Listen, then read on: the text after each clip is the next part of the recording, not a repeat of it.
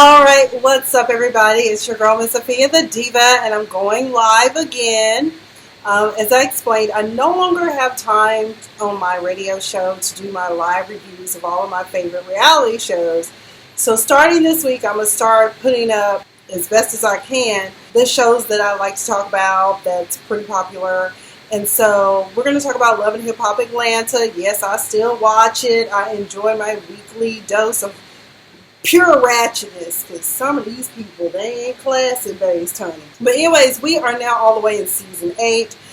This is one of my favorite shows because, hey David, I see you out there. Thanks for watching. But it's one of my favorite shows. So far, if you guys have been following this season, they've introduced a lot of new cast members, okay? But people that are still staying, so far we still have Mimi holding on to a storyline by using Stink Bear Pooh to come on and bring shitty sheets and claim that Karlie had, apparently tonight we learned Karlie apparently had a foursome with her hiring somebody. I thought she said Seth, but I don't know. But either way, Karlie ain't no shame in the game. But it sounds to me, just based upon the preview that's coming up for next week's show, it seems to me that Mo is kind of controlling of Karlie's movements. I don't know if he feels he has to be that way because of how Karlie is mouth-wise, but all I know is that, excuse me. There's no alcohol tonight at all. But anyways, we left off last week where they had something called I forgot what it was, but Kendra and Jock are together. Kendra is an attorney here in Atlanta, and, Jock and her together. And she was offended by the fact that he was pouring soda or water or something down the crack of Pooh's plastic booty. Y'all know that shit ain't real. It's got silicone flowing all the way through it. And so she confronted him about it, and then he got upset because he found out she didn't want to have any children. What I couldn't understand is, why are you upset, Jock, when you have 8 children? Okay, 8. I thought it was 10, but it's 8 as it turns out. She can just pretend some of those children are hers at this point. I am so ready for Spice to come on this trip because we have to put up for 2 going on 3 episodes of Karlie Redd telling everybody that Trinidad is her country. This is my country. Y'all in my country. And I'm just like, I didn't know you owned Trinidad. But like I said last week on my radio show, based upon the aunt's house, maybe they do kind of run Trinidad Tobago. Can you... Oh, what is that? Can you say Queen of the South, Queen of the Caribbean? Okay. So anyway, hurry up, Spice, and get here. They show Spice. Spice is doing her thing in Gambia, Africa. She is performing. She wasn't sure if she wanted to perform her show about her song about colorism, because apparently in Gambia, and this is throughout Africa in a lot of places, a lot of people believe in bleaching their skin because Europeans have come into Africa and made people ashamed and not appreciate the skin that they're in. And that's most unfortunate. But, I mean, that's neither here nor there. I just pray for my brothers and sisters in Africa to realize that, honey, some people wish they had your skin tone, okay? Mimi is trying to play the role of, oh my God, hey Carlotta, I see you, girl. I can't believe that everyone is blaming me for Pooh's behavior. Like, she said she was going to be on her best behavior. Mimi, you need to stop lying and stop girl. You don't have a storyline right now, so you're using Pooh. You know how Pooh was stateside before you brought her over the Gulf of Mexico. You knew how she was. She was already coming with the shits. And now she done brought shitty sheets and the damn Depends down here to Trinidad and Tobago, ruining everybody's appetite and meal. I was like, that's some Monica Lewinsky type shit. Okay, girl. But anyways, you knew that was coming, and she wasn't going to try to make peace with Karlie. Furthermore, I think that if Spice sticks with this formula and being more open to taking gigs around the world, I think that Spice could very well be the next Love and Hip Hop star. Because, so far we only got K. Michelle and Cardi B. So maybe Spice can finally launch her career out of this franchise as well. The rest of the crew, I can't remember, I know it was Shekinah, Kirk, and Rasheeda. Speaking of Kirk, then gave Jasmine, his baby mama, the child he fathered outside of his marriage mama, phone number. Now, Rasheeda has an issue with this because their daughter, or his daughter, but technically their daughter, they're a blended family, have been the go-between so that Kirk would not have to communicate with Jasmine, his said baby mother. He has since given the number to her, but did not tell Rasheeda. Now, as you all know, Rasheeda and Kirk now are all of a sudden gurus on marriage, love, trust, and communication. But first of all, we've already failed on 2 out of 3. Maybe y'all really do love each other, but there's not a lot of trust and there's not a lot of communication going on right now because you didn't tell Rasheeda, and you know Rasheeda gonna get in your ass when she finds out about this, okay? Shekinah says she gonna be living her best life. She want to be doing like a scene out of Titanic. She on the edge of this little dinky boat, and the guy was looking like, Lord, please don't let this lady fall off this boat. I don't need this type of drama today. I just don't need it. I don't. I'm not here for the shit. Okay. How convenient while they're on this trip going through this whatever this was, this river or whatever. And Rasheeda asked for Kirk's phone. Baby, that's when she saw that Jasmine had been blowing up his phone. And see, Jasmine is childish. See, these are the things that I can see Rasheeda was concerned about. Jasmine act like she's so hopeless that she don't, or helpless, she don't know how to take the baby to the doctor or get it some Pedialyte or whatever. These are the things that she's texting about. So it's nothing romantic. It's just that she act like she helpless and don't know how to function without Kirk telling her what to do. But anyways, I thought that was totally staged. How convenient that your phone run out and you need to see Kirk's phone after he just told little Scrappy Nam on their little jungle love tour that I gave Jasmine the number and I didn't tell Rasheeda, you dumbass. Anyway, y'all, So my polling question on Twitter tonight was, so does this latest drama in the Rasheeda and Kirk saga mean they have now been dethroned as relationship experts? I mean, we got communication and trust issues, okay? Back stateside, we have Shay Mack talking to Sierra. They're getting ready to work out. I just love how they staging all of these fitness workout things, and I have yet to see somebody work out. I mean, like truly put in a good workout. Like, I can tell that Shay Mack definitely works out. The others, I'm not so sure, and she had invited Akbar V to come work out with them, but we find out that Akbar V and Sierra are on the outs because Sierra last week showed up to a business meeting between Hiram and Stevie J and Akbar, because Akbar is trying to get a record deal. Apparently Akbar has like a catalog of music out there. I didn't know that. I've never even heard of her, but okay. So she, during the meetings, tried to confront Hiram about his wife, Pooh, and tried to confront Stevie J about his behavior towards his nephew, Scrap, which I'm starting to believe that Sierra and Scrap possibly may have a romantic relationship going on, or they're getting that way. I guess Moniece is like an afterthought. They tried to onboard her, but she just didn't vibe with the cast. Maybe she'll be back. Maybe she won't. Akbar shows up. Her and Sierra commence to almost engaging in fisticuffs. Water bottles were thrown, and a lot of cursing, and that's all we know. Also, we learned that Shay Mack has been taking care of her child's father, Made Man, who we learned 2 episodes ago, I believe it was, after she had moved out, that this Negro done got shot down to the studio. That's not uncommon. It's unfortunate that it happens, but people get shot down to the studio. And now he needs her to help him mend. My thing is, baby, you better call an in-home, what are them home care health professionals, or call your mama, your brother, your sister, your cousin, somebody, your best friend to come help you be on the mend, because there is no way after you cheated on me and I've been holding you down that you decide that once you get shot, maybe you should come back home. I know when that fire hit your behind and sting like a number 2 pencil, you probably start thinking maybe I should get my life together. But based upon that glimmer in his eye and the look on his face, I don't think Made Man is quite ready to be fully committed to Shay Mack at this moment in time.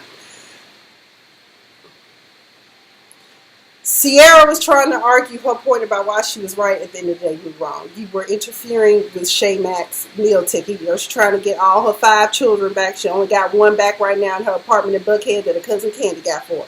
I'm glad that Rasheeda seems to have a good group of friends around her. They basically told her that even though you don't want to, the moment now has come where you are now going to have a conversation with Jasmine in order for you and Kirk and Jasmine and Cannon all to work well and not be, because the child can sense the tension. So I hope she has that conversation. Spice is finally ready to perform, and she is talking to some other local West Indie artists.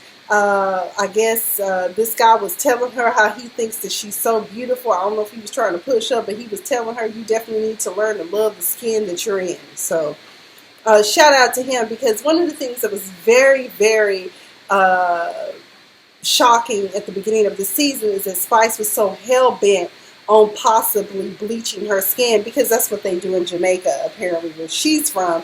And we learned that throughout the Caribbean and Africa, a lot of people are bleaching their skin, and it's unhealthy. It can cause organ failure and everything. I just think it's an unnecessary thing, and I wish that we had ways of reversing the mentality that the Europeans have placed upon some of us.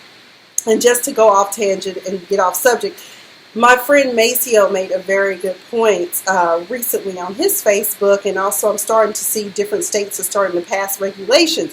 Why is it that black people's hair and features have to be regulated by the law? Why is it that we need protection? Why can't we just grow our hair out the way it is naturally and let it be? Why can't we lock it, braid it, let it grow into a fro?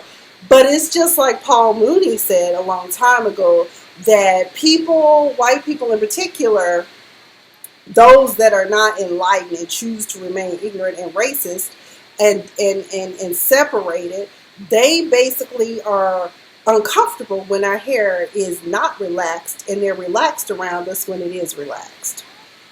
Our hair is our crown and our glory. Don't forget that, people. Anywho, off that tangent.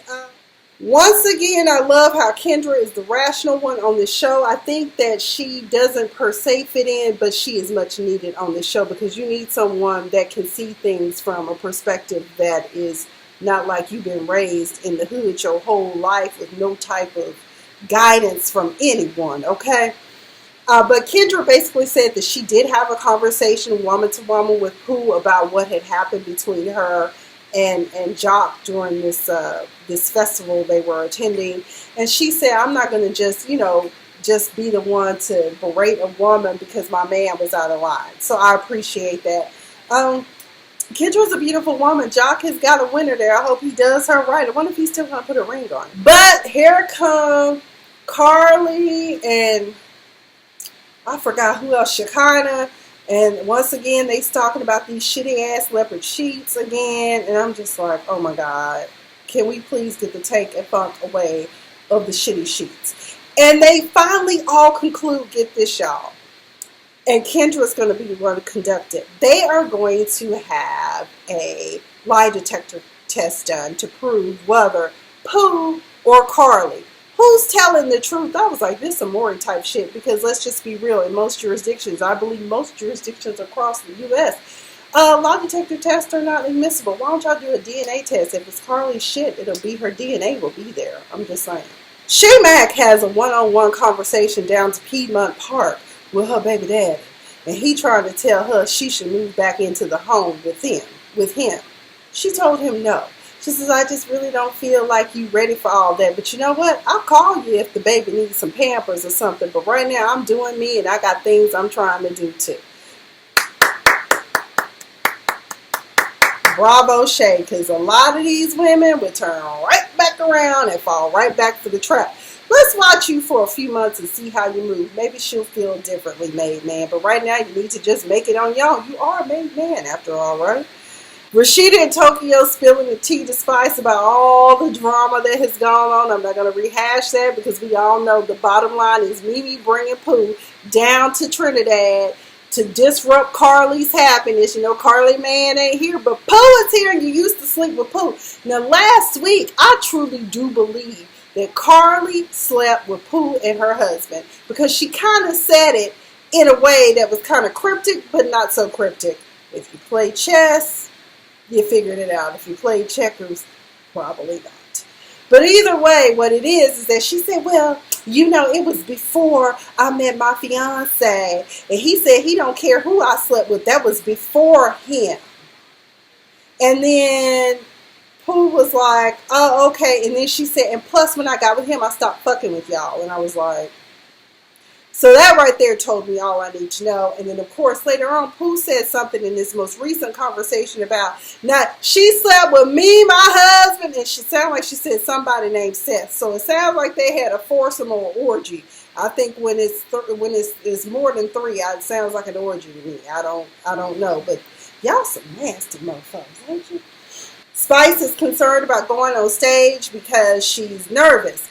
One of the things that my guest last week and I talked about on the show, Tamika James and I talked about, is the fact of being performers. We're comedians.